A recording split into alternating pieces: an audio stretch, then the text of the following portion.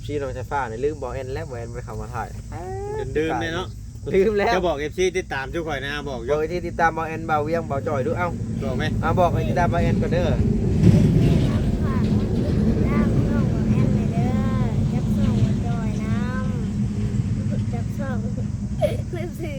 เอาแล้วข่อยยังมาเรื่อยก็มือวันลืมชื่อข่อยบัดนี่ ลืมก็ตอบเลย โอ้ยบ่มาล็อกมือหน้านี่ มันก็ติดตามส่งมาเวียงน้ำเด้อ เนี่ย เบิ่งโฆษณาให้พร้อมบ่ได้ไหม ทำเป็นโฆษณาให้ก็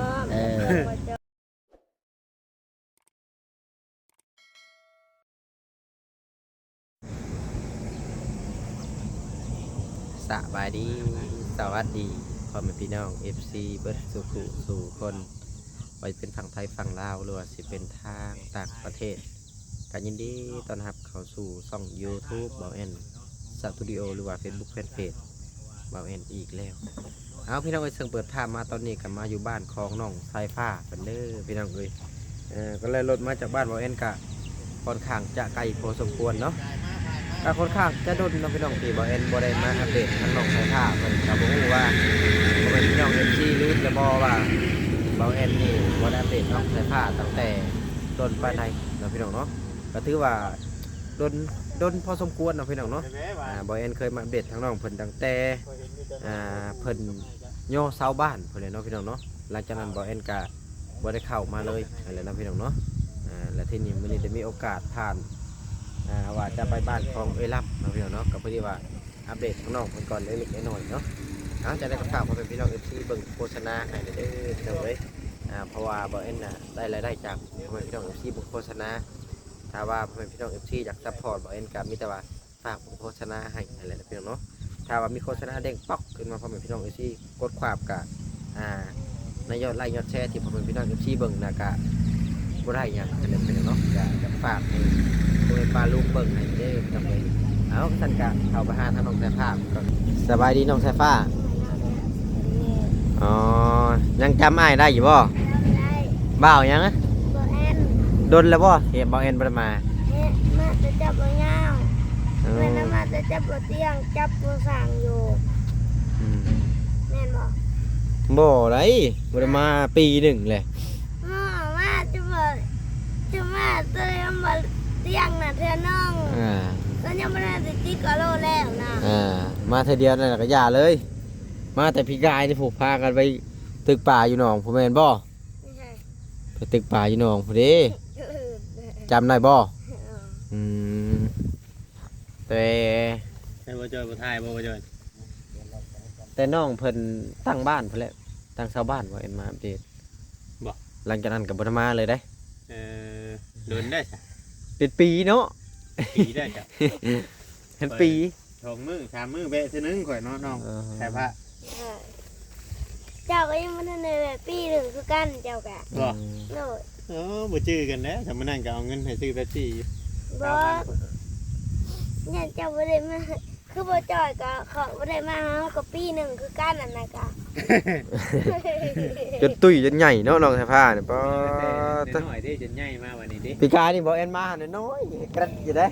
ปีจนใหญ่พี่น้องเอ้ยเบิ่งหนังน้ำเลยสายฟ้านั่งน้ำกัน มาปีนี้จนใหญ่กินยังคือว่าตุ้ยพี่แท้ของมือนี่ เขา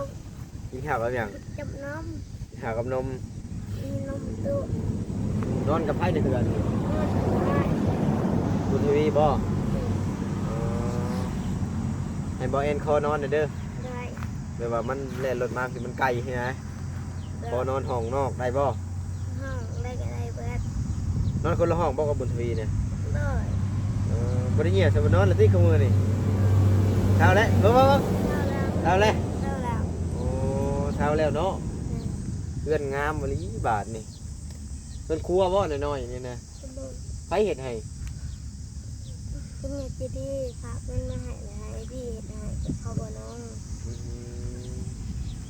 หักเนาะ พอดีพี่น้องแบบบ่ต้องเป็นต้องใหญ่ยังมากมายมีไผมาหาได้ล่ะมื้อนี้น่ะ ยังบ่มี บ่มีทุกมื้อไผมักมาหา ที่จะเขาต้องอยากไปบ่ใส่อยากไปดี แ แต่ไผไปอยู่กระท่อมหลังเก่า บ่มีเลย คือบ่มั่งค่ะ แม่บอกว่าให้มาแล้วว่า อย่าบ่ให้มั่งแล้วแม่มาแล้วแม่พักกับคุณบ่ บ ห อก รือว่าจังได แล้วว่าแม่มาแล้วสิมาเอง แม่จะมาแล้วแม่จะสิมั่งเอง เด้อแม่ โดนเติบบ่พี่อ้ายบ่ได้มาหาน อน โดนบ่ เลย คิดฮอดได้บ่ ยา ไผอันส่งข้อความไปใน Messenger อะติ่งเลยน่ะบ่ไผลิ้นโทรศัพท์น่ะ เข้าเลย เอ้ยเจ้าลิ้นโทรศัพท์เบิ่งว่ามันมีผู้สาวไปจักเบิ่ง เอาเลยโมบายมากิน น้องแท้ฟ้าเป็นคนส่งสติกเกอร์มาหาแต่คือสื่อบุญทวีซะ เดี๋ยวบ่โดนรหัสอ่ะ บ่ได้เปลี่ยนเลย เออแต่ก่อนนี่เป็นพ่อชาของน้องบุญทวีบ่อันนี้น่ะแล้วที่นี่แหละเจ้าเอาไปลิ้นออกดูสิเบิ่งมีไผ คือว่า ไงนะไม่เคยทำ เบิ่งนี่เฮ็ดเบิ่ง เอาคือไปหน่อยไม่มีเฮ็ดทาน คือเห็นนุ่งเสื้อแดงตัวนี้คือว่า4-5มื้อนี่แหละ อ้าวสักได้เจ้าเนี่ย บ่ เป็นเดือนแล้ว 5-6 มื้อ บ่ นี่ ได้ แหละ สักบ่จักอุ้ย บ่ได้ซักหน้านี่ สัก แม่นอยู่บ่ นี่เด้นี่แม่นบ่ดินี่ มื้อนั้นก็นุ่งเสื้อแดงมื้อนั้นก็นุ่งเสื้อแดง เลยนี่น้องชายฟ้า บ่ข่อยว่าญาติบ่ได้ตบเลยบ่ได้อาบน้ำเลยนี่ทำมาแต่นอนชุดนี้ อ้าว อาบบ่ เบาเวียง อาบจักถัง เบาเวียง ฮะ เจ้าจะพูดบ่เพื่อนของน้องชายฟ้ามีแต่ยูทูบเบอร์พวกนี้ ยังแต่ข่อยนะเราบ่ได้เป็นเพื่อน มีแต่ยูทูบเบอร์กับผู้ใหญ่ใจดีนะเพื่อนเรานี่ เนาะน้องใช่ปะ เดี๋ยวเบิ่งเพื่อนละลายกองเพื่อนบ่เห็น นี่ มีแต่ผู้ใหญ่ใจดีกับยูทูบเบอร์นี่ตุ้มไอรีไอเตียงมีหมดทุกคน มีแต่ข่อยเนาะเจ้าบ่ได้เป็นเพื่อนเนาะน้องใช่ปะเนาะ แล้วไอ้นักขับไปหมดสวนเลย โอ้สู้อ่ะ แต่เขาไปเบื่อเราก่อนแล้วก็เลยหับ เปลี่ยนเสื้อเด้อบัดนี้เด้อเปลี่ยนเสื้อนุ่งตัวใหม่นํเด้อบัดนี้ เดี๋ เด้ ยว อ นี้ต้องเปลี่ยนชื่อให้มันเป็นชายผ้าอันนี้เป็นบุญทวี จะเป็นว่าเป็นดอกเตอร์ของมัน มันเปลี่ยนเจ้านุ่งแต่เสื้อตัวเก่า FC เพิ่นท่วงนะ เออ น้องใช่ปะคือนุ่งแต่เสื้อแรงตัวเก่าแท้สิว่าเด้ น่าสักเลย เสื้อตัวของไผใส่ตัวนี้ทั้งหัวเด้ เดี๋ยว เปลี่ยนชื่อเฟซให้น้องชายฟ้าก็เปลี่ยนเป็นชื่อน้องชายฟ้าเอง เปลี่ยนเป็นชื่อเจ้าเองเด้อบัดนี้เด้อ อันนี้เป็นชื่อบุญทวีแค่ว่าตั้งข่าววะ เปลี่ยนเป็นชื่อเจ้าเองเนาะ เปลี่ยนชื่อน้องชายฟ้าก่อน ไม่ใช่มัน ให้เปลี่ยนอยู่บ่เนี่ยถามเราก่อน ให้เปลี่ยนเป็นชายฟ้า เปลี่ยนแล้วเปลี่ยน เปลี่ยนเป็น เป ชื่อ ลี่ยน เจ้า เป็น เนาะ ชื่อเจ้าเนาะแล้วก็เอารูปเจ้าใส่บ่ต้องใช้รูปการ์ตูนน่ะ อ่า แม่นรูปแล้วอยู่บ่บ่อย มียุคของเองมาเต็มอยู่ เออ ก็ได้ตัวแม่ไอ้พี่เขาถ่ายน้ำไปถึงชิโน่ค่ะเขาก็เลย น้องไฟฟ้าเอาเป็นตัวลาวเนาะหรือตัวไทยวะ สุดท้ายได้มันคนหาง่าย น้อง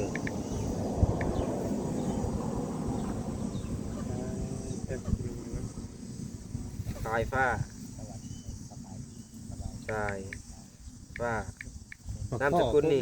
แลบยาวสายฟ้าแลบ ที่เราก็ใส่กันนะ เรือนครัวเพิ่น น้องเอ็นจะคิดที่ฉัน เรือนครัวหน้าห้องน้ำ นี่เด้อพี่น้องเอ๋ยตอนนี้กับแอนก็ได้เปลี่ยนชื่อ Facebook น้องสายฟ้าเปลี่ยนเป็นสายฟ้าแลบ ไม่ได้ นี่ผู้ใส่น้องสายฟ้าแลบเจ้าแลบเป็นชื่อน้องบุญทวีนะพี่น้องเอ๋ย วันนี้เพิ่นมาบอกให้อัดอีกว่าประตูจะงัดมาไอ้มาสองมือตอนนั้นคือบ่เห็นอัดจักเทื่อ งัวออกบ่เปลี่ยนชื่อเลยก็ใช้รูปตัวเองตัว เธอเป็นเน็ตมันขดกะเน็ตเบิดเลย เพิ่นสิมีบุญบ่นำวัดนี่คือเห็นเขาเจ้าอ้อมทุงใส่ทุงใส่หยัง ลินบุญวัดงาโศกดีกว่า น้ำนี่บ่ม่วนบ่ นี่อ่านเป็นหรือเปล่าน้องสายฟ้าแลบ ให้เจ้าไปยังไงเจ้าคือไปพูดนี่ ไ เขาสิเปลี่ยนหน้าปกเปลี่ยนหน้าปกให้เจะเบิ่งเด้อ ในเรือนหลังใหญ่หลังงามบรีเนาะน้ำยังใช้ได้อยู่เนาะ ใช่ได้ จับเลยทีนี้ เพราะว่าบ่ง่ายๆว่ายังบ่มีเตาไฟฟ้านะบัดนี้นะ เอาบอกว่าบอกเอ็นจีเข่าให้ คือได้ยินว่ามอเตอร์บี้สีเขาไฟฟ้าหายแม่นบ่ แล้วแน็ตเบิร์ดอะไรมัน แค่ว่าจะมากได้เดือน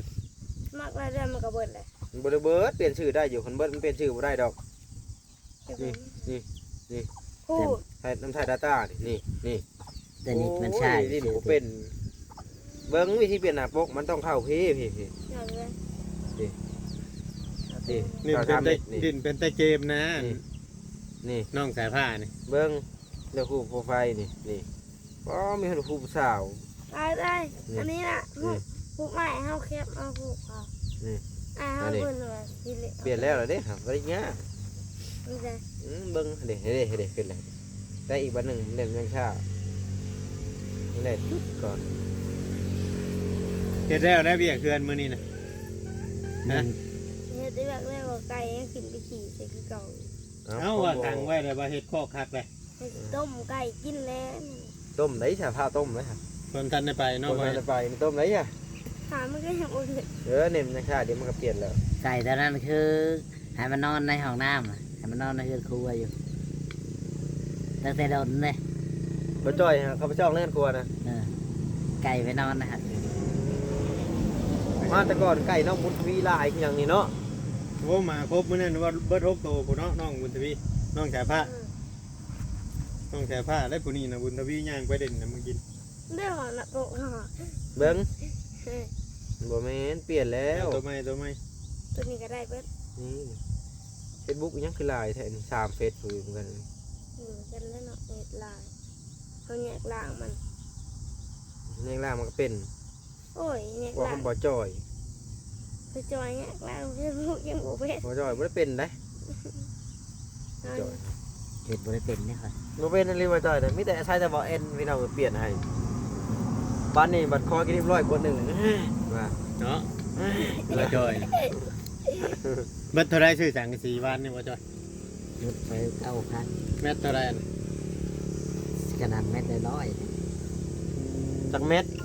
4เม็ด50 ป้า 5 เม็ดไป เอาก็ออก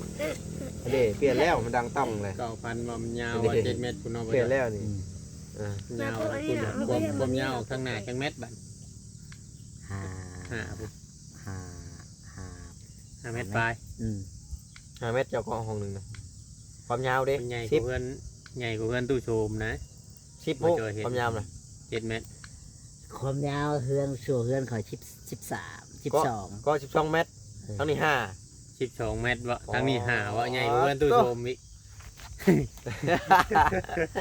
เบิด9,000ปลาย รวมหมดเงินที่เพิ่นฝากมาให้ไปได้มื้อ โคตรรวยเนาะบ่จ้อยเนาะ พอดีพ่อบ่ พอที่จังกะสีอุปกรณ์นั่นแหละ ค่าช่างบ่มีครับ พอบ่ ปลาช้างบ่มี โอ้ก็บ่เป็นหยังก็ไปเฮ็ดให้หน้าซอยเพิ่น แล้ว ใครอ่านประตูตึมโล แล้วต้องไปคลอดทางว่าดูว่าจะเริ่มว่าจอยจะจ่ายเงินเลยล่ะ ยังนะโอ้โหงหามเต่าได้นะ ไหน บ่มีเงินค่าช้างตายแล้ว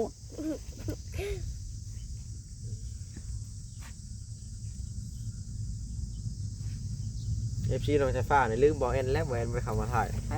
ดื่มเลยเนาะ ลืมแล้ว จะบอก FC ติดตามทุกข่อยนะบอก บอกที่ติดตามบอกแอนบ่าวเวียงบ่าวจ่อยดูเอ้า บอกไหม มาบอกให้ติดตามบอกแอนก่อนเด้อ ฝากน้ำส่งกับแอนเลยเด้อจับส่งกับจอยน้ำจับส่งลืมซื้อเด้อเลย เอาแล้วข่อยยังมาเรื่อยก็มือว่าดื่มซื้อข่อยบัดนี่ ลืมก็ตอบเลย เพราะว่าบ่มาล็อกมือหน้านี่ ถ้ามันก็ติดตามส่งมาเวียงน้ำเด้อ เนี่ย เบิ่งโฆษณาให้พร้อมบ่าวได้ไหม เอาไปโฆษณาให้ก็มาจอย เบิกยาวๆนี่เขาบอกว่า มึงนี่นกข้าวยาวมันลงน้ำผมอ๋อจังนกอีหยังฝั่งไทยมันเอิ้นนกอีหยังวะคล้ายๆเป็ดอันนี้ หนึกเป็ด บ่เป็นเป็ดตัวยาวเด้นักยืนอยู่หัวตะพูบแล้วคันนานะ นกปังห่านบ่ คล้ายๆไปซั่นแหละบ่แม่นได้นกยาง นกปังห่างนกตัวใหญ่นะ น ยังบ่จ่อย ถ่ายรูปให้ ถ่ายมาจ้ะน้ำมือถ่ายผ้าในมือ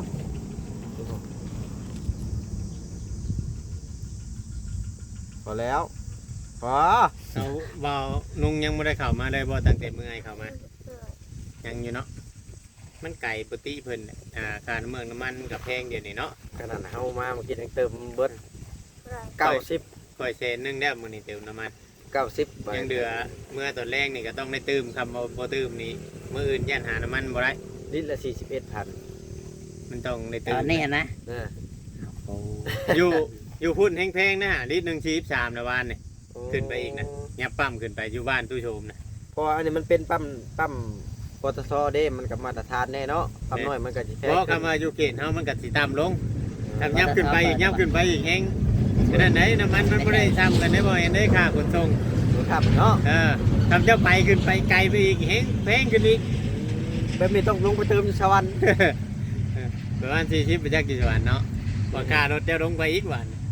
เบิดกว่าหันเนาะ เบิดเกินนั่นแหละก่อยบางมือบางเทื่อบางทีก็ต่อไปก็อาจจะมือมามือบ่มา พ่อเนาะชอบบ่ เพราะว่าจนเท่าคุณได้บัตรเหตุเฮือนบัตรขึ้นโค้งหลังคาก่อนน้องเจือก็อาจจะนอนพักผ่อนอยู่ทั้งพี่แหละมานอนอยู่บ้านน้องชายผ้าเนี่ย เป็นจังไดเบิดละบ่งบอันเฮ็ดบ้านตู้โสมนะ ตอนนี้บ่ แม่ น้ำข่อยตอนนี้น่ะเบิดแล้ว มีแต่ว่า ขาดได้ อันนั้นน่ะซื้อรออันแม่เพิ่นฝากเงินมาอีกขึ้นโค้งหลังคาประมาณมื้อ2มื้อนี่แหละเพิ่นว่า ต้องเป็นขาดได้จอดเลยเป็น คือมื้อนี้ค่อยก็เดินทางไปบ้านเวล่ำกันนี่แหละมีไปอัปเดตวิถีชีวิตเพิ่นก่อนก็เห็นเพิ่นภูมิใจเรื่องของน้ำนะเพราะว่าของน้ำนี่มันเป็นสิ่งที่จำเป็นเลยเนาะสำหรับทุกครอบครัวนะพี่น้องเอ้ยเพราะว่าเฮาใช้ จะมีข่าวดีไปแจ้งนะบ่ ยังเพราะว่าเฮาต้องใส่อาบปวดหนักปวดเบาเข้าหั่นใส่ทุกมื้อนะ บ่ยากดอกคำว่าอันรักผู้ใหญ่เพิ่นซอยเราก็แบบ